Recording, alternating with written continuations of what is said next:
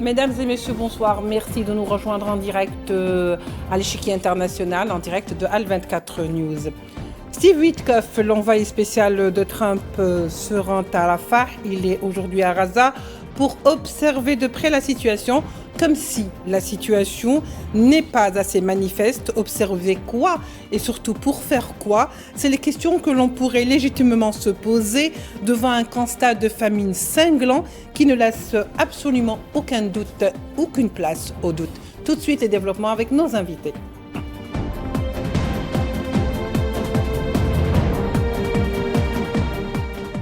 Pour en parler ce soir, nous recevons avec beaucoup de plaisir Madame Dominique Cochin, avocate au barreau de Lyon, je pense, si je ne me trompe. Paris. Et bien sûr, de Paris, pardon. Et bien sûr, Mohamed Troudi, analyste des questions internationales. Mes deux invités sont en direct avec nous depuis Paris. Maître Cochin, pour commencer avec vous d'abord. Alors, Steve Witkoff, l'envoyé spécial de Trump, s'est rendu aujourd'hui, ou était aujourd'hui. Il semble qu'il est toujours à Rafah, à Gaza. Il s'est donc enquéri de près de la situation de famine dans laquelle se trouve cette population. Il y a quand même des images assez choquantes lorsqu'on voit la visite de Witkoff. Je ne sais pas si on peut les voir ensemble avec vous. Des images qui montrent bien sûr Steve Witkoff accompagné d'une forte délégation, y compris des responsables de la région, de l'entité sioniste, qui regarde avec en face, avec en face, on va dire, des centaines de Palestiniens qui se rassemblent pour justement ce point, si vous voulez, de rassemblement où les Palestiniens devraient aller chercher de la nourriture, c'est-à-dire la fameuse fondation GHF. Cette image est très éloquente à partir du moment on a l'impression vraiment que ce sont deux mondes qui se regardent. Un Witkoff qui regarde si les Palestiniens ne sont pas tout à fait affamés ou s'ils sont suffisamment affamés pour qu'on puisse libérer de l'aide. Finalement, tout ça pour dire, est-ce que Witkoff et cette visite de Witkoff sera porteuse de changement? Alors écoutez, on peut l'espérer dans la mesure où l'administration Trump semble avoir compris que la situation risquait de les dépasser eux-mêmes. La porte-parole de M. Trump a dit que celui-ci, enfin je lui laisse la responsabilité de ses mots, était un humaniste avec un très grand cœur.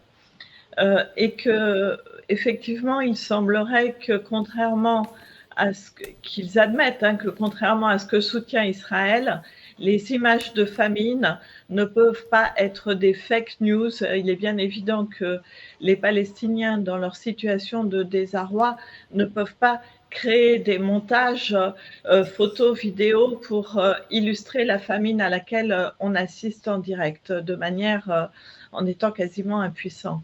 Donc, on peut espérer effectivement que cette visite vise à évaluer certains besoins et à augmenter les approvisionnements. La réalité étant effectivement que seuls les États-Unis ont la capacité, le poids politique suffisant pour lever les verrous mis en place par Israël. Alors, il était quand même accompagné dans sa délégation, en tous les cas, pour ne pas dire qu'il était bien entouré et supervisé par des responsables de la région, par exemple, qui sont donc des Israéliens. On avait aussi ce soldat qui était juste en face, qui donnait le dos à Witkoff et qui était en face de cette population avec un fil barbelé. Finalement, Mohamed Troudi, j'aimerais qu'on commente un petit peu ces images. Est-ce qu'il faut vraiment faire encore plus d'explications? Ne voit-on pas que ce sont des populations complètement affamées? Est-ce qu'il faut en plus les voir de près, regrouper tous derrière un fil barbelé qui attendent bien sûr de l'aide? Absolument, si vous permettez, moi je vais devoir peut-être nuancer un petit peu donc les mots de maître à Paris. Donc en fait, Donald Trump disait pouvoir nourrir les Gazaouis. Franchement, c'est un leurre, c'est le moins qu'on puisse dire. C'est vraiment un langage tout à fait indigne d'une grande puissance qu'est les États-Unis. il se disait en même temps, bon, on va clarifier, avant quand même de les nourrir, clarifier quand même la situation, donc, et donc c'est comme s'ils ne savaient rien, ou dois-je dire, ou pas suffisamment, vous c'est bien dans votre commentaire, pour pouvoir donc intervenir et enfin arrêter un petit peu ce génocide frisement racial ouvert donc, des Gazaouis. En fait, pour moi, la politique étrangère américaine n'a vraiment guère changé vis-à-vis donc, des Palestiniens. Si on retourne un petit peu les 7 présidents américains, donc il y a eu nullement de changement effectivement sur cette politique étrangère, c'est la même. Rien ne change, au contraire, effectivement, la situation même, donc vis-à-vis donc, des Palestiniens. Et dans cette communauté internationale dont bénéficie donc, Israël, donc tout est permis, y compris le génocide, et permet un peuple effectivement encerclé dans une prison à ciel ouvert, et sans aide. Donc, je pense que c'est une grande responsabilité qu'on donne bien évidemment avec le rallié donc sioniste, et en l'occurrence, il ne faut pas non plus oublier la responsabilité d'Ankara, bien notamment, pour en parler effectivement, quand même le voisin immédiat. Et je ne comprends pas effectivement cette espèce de nonchalance de la part des pouvoirs donc, égyptiens à vouloir effectivement aider, donc notamment le passage donc, de et donc oui. Ainsi permettre effectivement donc l'arrivée de la nourriture et des médicaments. On va revenir vers vous, Mohamed Troudi, peut-être juste le temps d'arranger un petit peu la liaison avec vous pour qu'on puisse quand même vous entendre de manière un peu plus audible. Maître Dominique Cochin, alors est-ce que finalement c'est logique aujourd'hui, je ne sais pas si c'est le mot que je devrais prononcer peut-être, mais est-ce que c'est dans l'entendement même général d'aller s'enquérir dans des points de rassemblement où la nourriture est distribuée, c'est-à-dire avec le FHG, c'est-à-dire la fameuse fondation qui a été vraiment critiquée, la fondation donc humanitaire pour Gaza, une fondation qui s'est transformée, si vous voulez, depuis quelque temps, en symbole de la mort, parce que chaque fois qu'ils sont appelés dans un point, ou ils sont ramassés dans un point, ils sont forcément tués. Il y a toujours au minimum 15 morts. Alors, en fait, je pense que c'est une mise en scène, hein, ça fait aucun doute. Je suis d'ailleurs pas du tout en contradiction avec l'autre intervenant. Voilà. Simplement, le fait est, et ça je maintiens, que si quelqu'un peut insuffler un changement, c'est pas malheureusement l'Occident qui est tout aussi complice, hein, enfin l'Occident, l'Europe, pardon, ce sont les États-Unis. C'est le seul partenaire que Israël accepte d'écouter parce que c'est leur fournisseur principal d'armement, notamment. Donc, on peut, enfin moi, je veux encore rester dans l'espoir d'un changement. On verra, hein, les faits nous le diront. En tous les cas, ça, bien évidemment, c'est du cinéma pur et dur parce que se rendre sur place, effectivement, la situation, nous la connaissons. Et par ailleurs, la fondation humanitaire à Gaza, elle a quand même des racines américaines. Ce sont beaucoup d'Américains qui interviennent. On a entendu le témoignage de cet ancien employé d'une entreprise sous-traitante de cette association, Anthony Aguillard. Je ne sais pas si ici ces témoignages ont été répercutés, mais il explique comment on tire sur les gens, comment un enfant vient embrasser la main. Voilà, et se fait tuer quelques instants après. Donc, tout ça, ce sont des ombres noires sur l'image de Trump, de son gouvernement. Et là, effectivement, on est dans du cinéma lorsque son envoyé spécial part, soi-disant, voir ce qui se passe. Et c'est aussi et surtout, sans doute, une manière pour dire ensuite, non, mais finalement, la Fondation humanitaire à Gaza a fait de son mieux pour mener à bien sa mission, puisque ce qu'il a déclaré, effectivement, c'est que quand il retournerait aux États-Unis, il présenterait de manière claire la situation au président Trump afin d'élaborer un plan pour livrer de manière le mieux possible la nourriture et des produits de soins aux habitants de Gaza.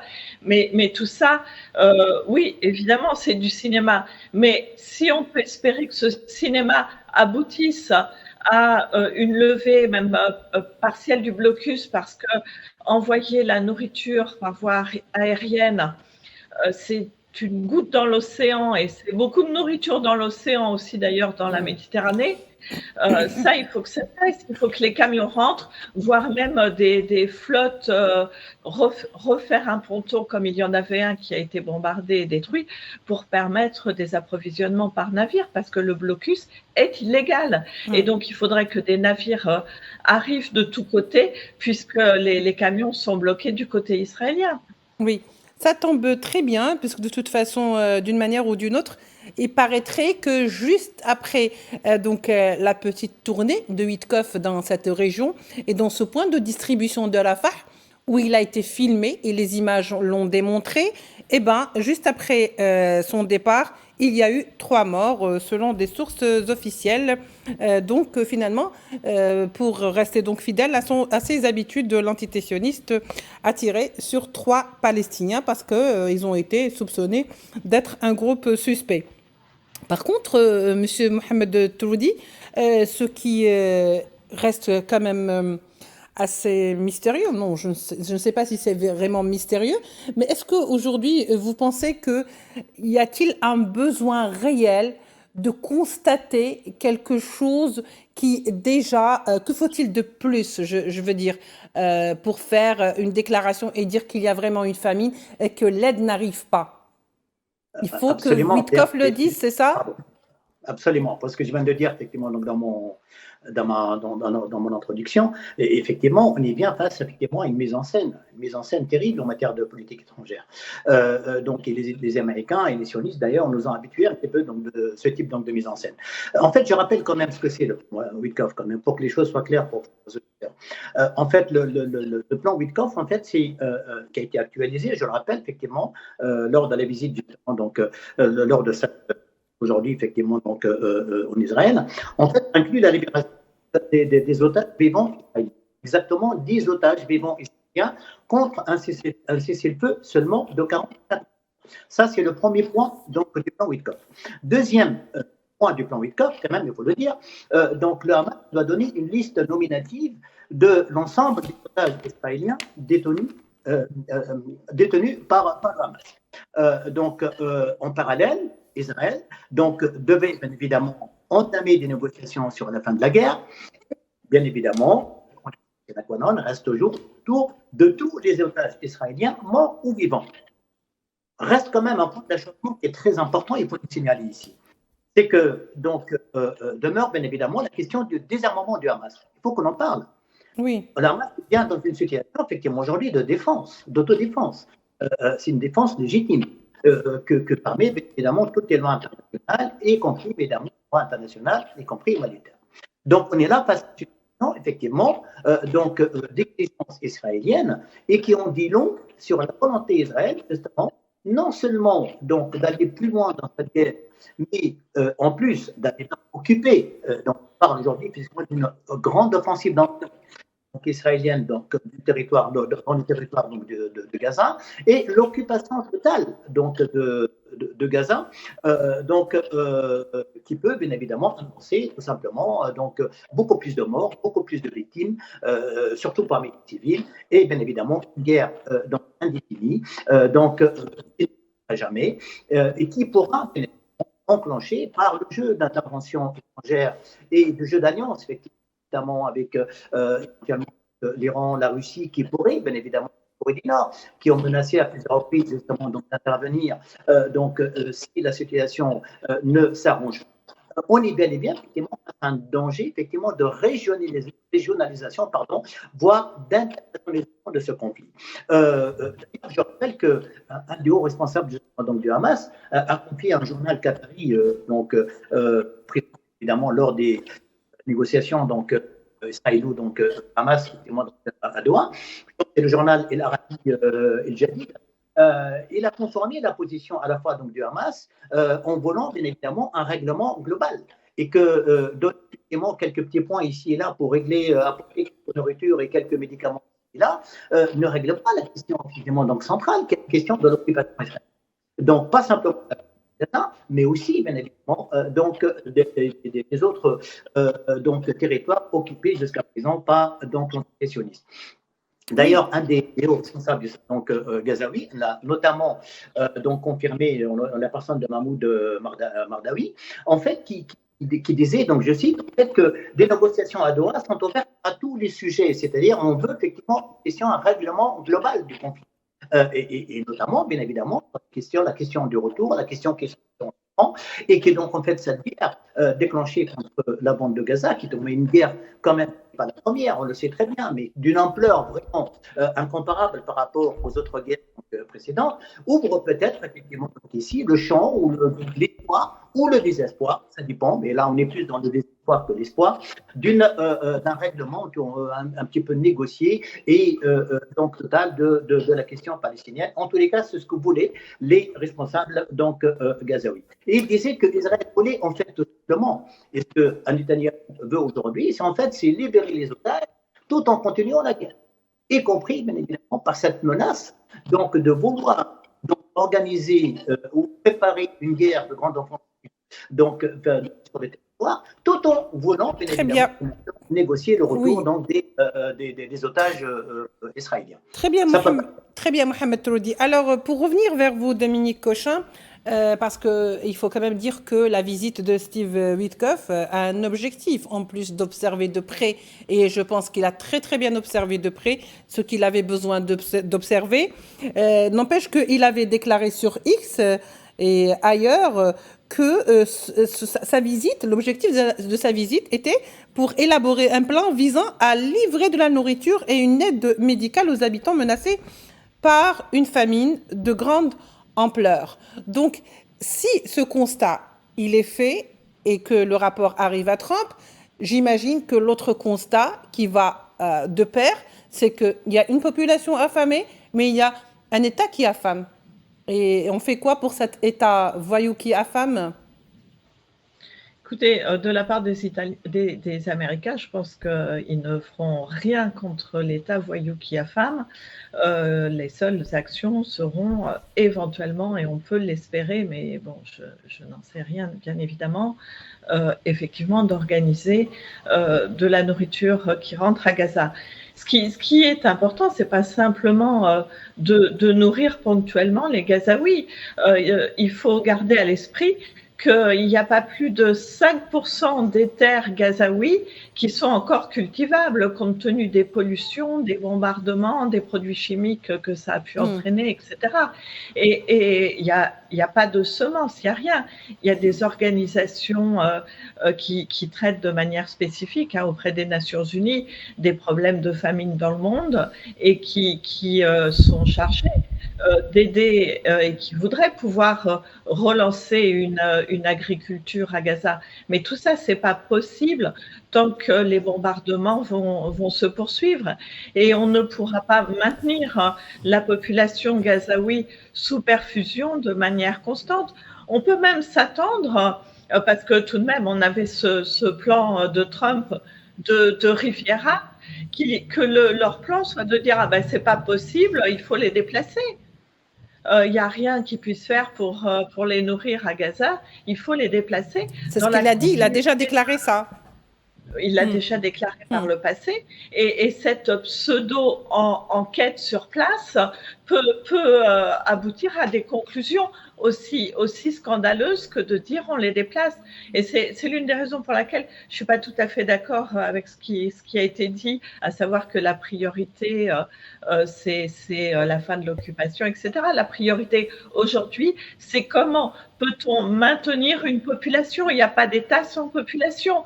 Et si on est face à un génocide, c'est bien l'idée de faire disparaître une population, parce qu'après, les territoires sont vides et on en fait ce que l'on veut. C'était le projet sioniste premier, une terre sans peuple pour un peuple sans terre. Et il ne faut surtout pas qu'on soit confronté à cette terre sans peuple. Et il faut effectivement que tout soit fait pour que l'issue de cette démarche ne soit pas de dire il n'y a pas moyen de les nourrir autrement qu'en les déplaçant. Très bien, c'est-à-dire que finalement, le premier plan qui était à l'initiale et à donc la véritable raison de ce génocide sur Gaza est quand même en train de couler et de bien fonctionner jusqu'à présent, parce qu'on est en train d'affamer une population pour ensuite essayer de l'évacuer de force vers des pays voisins. Mohamed Troudi, juste quelques minutes pour conclure aujourd'hui. Alors finalement, qu'est-ce que apportera comme changement cette visite de Steve Witkoff dans la région de Rafah? Pour être franc avec vous, madame, absolument rien. Absolument rien, d'autant plus vrai d'ailleurs que donc s'il y avait réellement une situation, ou en tous les cas une manœuvre à faire, ou alors donc quelque chose à faire pour tenter de désamorcer justement donc cette crise, on l'aurait fait bien avant et donc ne pas avoir attendu effectivement que de milliers de morts effectivement donc soient allongés effectivement donc, à la lumière de tout le monde, pour qu'en fin de compte on puisse envoyer non pas quelqu'un mais quelqu'un simplement pour évaluer le nombre de morts et des dégâts commis effectivement par l'entité sioniste. Je ne suis pas d'accord avec donc Maître à l'instant, disait qu'il n'y a pas d'état sans peuple. Je rappelle également qu'il n'y a pas de madame, et qu'à partir du moment où un peuple est dispersé, un peuple est complètement à lui-même et qui n'est même pas reconnu dans des frontières donc avec un État viable, fiable, avec des frontières reconnues internationalement, bien évidemment que ces problèmes, madame, vont certainement donc se dédoubler, voire se tripler. Je rappelle simplement, en guise de conclusion, que en fait, les négociations qui ont été entamées donc à Doha n'ont aucune chance, à mon sens, d'aboutir, parce que en fait, je pense que dans chaque soutien à une solution, une esquisse de solution proposée, donc de part et d'autre, que ce soit de part du Hamas ou que de la part d'Israël, sera bien évidemment compris comme étant une sorte de compromis, donc une trahison rajoutée sur la pression militaire israélienne. Ce n'est pas franchement pour régler une situation catastrophique. Merci beaucoup, Monsieur Mohamed Troudi. Merci également à Dominique Cochin. Je voulais juste, avant de conclure cette émission aujourd'hui, qui me tient vraiment à cœur aujourd'hui, de rendre un hommage frappant, une pensée très sincère à notre frère et notre confrère même, Ziad Meddour, qui est professeur de français à l'université de Raza, qui était et qui est toujours à Raza, qui est coincé. C'est un homme digne, courageux, mais surtout fort, et qui a toujours su être discret et être surtout humble. Hier, il a lancé pour la première fois depuis qu'il y a la guerre et le génocide sur Raza, il a lancé, si vous voulez, une lettre ou un appel de secours en disant que nous mourrons de faim. Je ne mange pas depuis plusieurs jours, mes enfants ne mangent pas et mes voisins ne mangent pas, et que la vie est très chère et qu'il y a des prédateurs justement à Raza. Toutes nos pensées vont vers vous, Ziad, tenez bon, tout comme les Razaouis aujourd'hui à Raza. Merci de nous avoir suivis sur l'échiquier international. L'échiquier international, vous retrouverez demain avec Karim Bouaziz. Au revoir.